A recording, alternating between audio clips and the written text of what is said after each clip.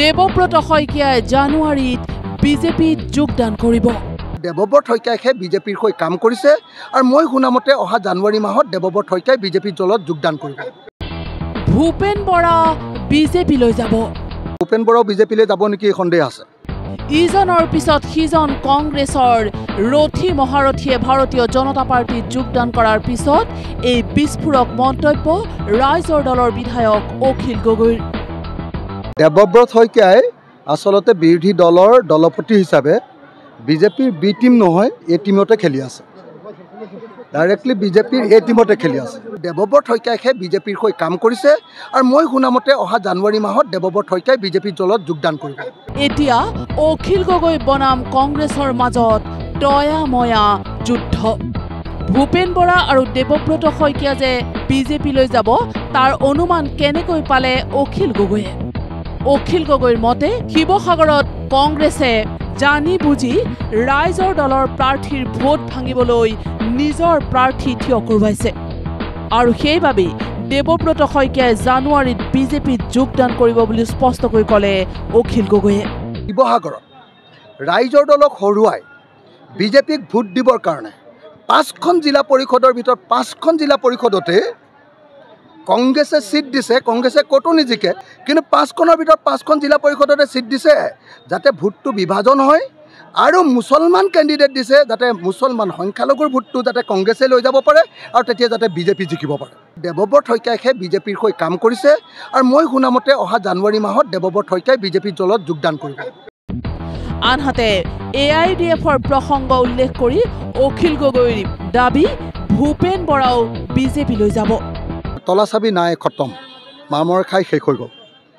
এতিয়া আকৌ AIDFৰ কথা যদি ভূপেন বৰাই কৈ আছে তাৰ অৰ্থটো হ'ল ভূপেন বৰাই আকৌ AIDFক বিচাৰিছে, বুজিছেনে, যাতে AIDFৰ নামটো লৈ তেওঁ আকৌ বিজেপিক ভোটখিনি দিয়াব পাৰে। যদি সঁচাকৈ AIDFৰ কথা কৈ আছে তেতিয়াহ'লে পিছে কংগ্ৰেছো বহি থকা ভকত নহয়। অখিল গগৈৰ নাম নোলোৱাকৈ তেওঁক ছদ্মবেশী বিজেপি আখ্যা ভূপেন বৰাৰ। মুখ্যমন্ত্ৰীয়ে কিছুমান আপোনাৰ কি বুলি কয় এইটো বেলেগ বেলেগ ৰূপত ছদ্মবেশী বিজেপি এতিয়া ইয়াত পঠিয়াইছে। ইয়ালৈ পঠিয়াইছে যাতে কংগ্ৰেছৰ ভোট ভাঙিব পাৰে, কংগ্ৰেছক দুৰ্বল কৰিব পাৰে।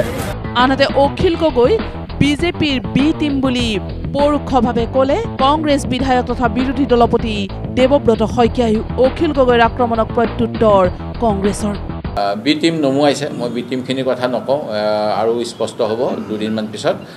বিজেপিৰ কোনে বিজেপি দলক সহায় কৰিবলৈ ক'ত কেনেকৈ প্ৰাৰ্থী দিছে এই কথাখিনি অলপ দিন পিছত স্পষ্ট হ'ব। যেতিয়া ৰিজাল্টখিনি ওলাব তেতিয়া আমাৰ বহুত যি অঞ্চলত আমাৰ ভোট ভাল হৈ আছিল তাতে কংগ্ৰেছৰ নেতাসকলক নি এটা দুটা বিশেষ দলে প্ৰাৰ্থিত্ব আগবঢ়াইছে। যিটো শিৱসাগৰ জিলাৰ পৰা যিহেতু মই আহিছোঁ, মই স্পষ্টভাৱে তাৰ প্ৰমাণ দিব পাৰোঁ, কিন্তু আজি মই বেছি কথা ক'ব নিবিচাৰোঁ যিহেতু আমি নিৰ্বাচনৰ ৰিজাল্টৰ অপেক্ষাত আছোঁ। এনেদৰে এতিয়া এসময়ৰ মিত্ৰ দলৰ মাজত লাগিছে তয়া ময়া ৰণ। 2026ৰ বিধানসভাৰ নিৰ্বাচনৰ পূৰ্বে বিজেপি বিৰোধী শক্তি একগোট হোৱাৰ পৰিৱৰ্তে এতিয়া বিৰোধীৰ মাজত লাগিছে তয়া ময়া ৰণ। দেৱব্ৰত শইকীয়াই আচলতে বিৰোধী দলৰ দলপতি হিচাপে বিজেপিৰ বি টিম নহয় এ টিমতে খেলি আছে।